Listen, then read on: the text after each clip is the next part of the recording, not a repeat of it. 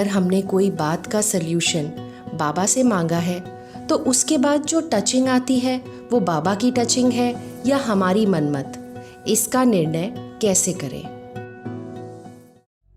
देखो, जब आपने मान लो कि बाबा से कोई बात कही और आप बाबा से सॉल्यूशन चाहते हैं, और उसके बाद अगर आपके मन में कोई विचार आया, अब ये कैसे पहचाना जाए कि ये मनमत है या परमात्मा की श्रीमत है?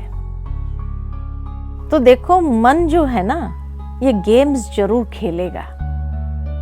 इसीलिए जैसे ही आपने कोई संकल्प रखा तो मन जो है गेम्स खेलना चालू करता है, और इसीलिए वो बहुत अच्छा विचार देते हुए आपको यही महसूस कराना चाहता है कि ये परमात्मा की ही टचिंग है या परमात्मा की ही श्रीमत है। लेकिन सहज भाव से अगर मैं कहूं कि आप अगर वेरीफाई करना चाहते हैं कि वो जो टचिंग है वो परमात्मा की है या आपके मनमत है, तो दूसरे दिन या उसी दिन, मान लो कि आपने अमृत वेले कहा है, तो उसी दिन सुबह की मुरली को बड़ा ध्यान से पढ़ो। आपकी मनोभाव का जवाब उस दिन मुरली के अंदर आ ही जाएगा, या नेक्स्ट डे जरूर उसका जवाब मिल ही जाता है। ये हो नहीं सकता है कि भगवान जवाब न दे। और इसीलिए ये कईयों का अनुभव है कि मान लो कि कोई विचार आया और सुबह मुरली सुनने गए तो मुरली के अंदर उसका जवाब जरूर मिल जाता है। ये हो नहीं सकता है कि जवाब न मिले। इसलिए आवश्यकता है कि मुरली के साथ उसको वेरीफाई किया जाए, और जब मुरली के साथ उसको वेरीफाई कर लेते हैं तो जरूर है कि वो सही आंसर भी मिल जाता है, और आपको महसूस होगा कि ये बाबा की टचिंग है या ये आपके मन गेम्स खेल रहा था आपके साथ।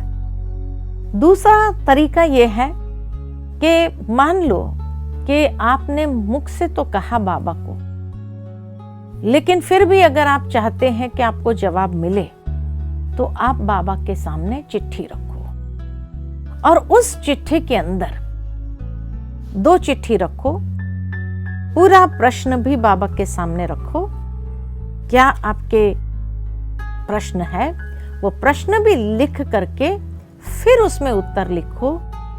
एक में हाँ लिखो, एक में ना लिखो। और इस तरह बाबा के कमरे में जब अमृत वेले योग में बैठते हो, उस समय बाबा के सामने रखो, योग करो। और योग करने के बाद अगर मान लो आपके घर में कोई बच्चा हो, पवित्र आत्मा हो, उनको कहो कि दोनों चिट्ठी में से कोई भी एक उठा कर ले आओ।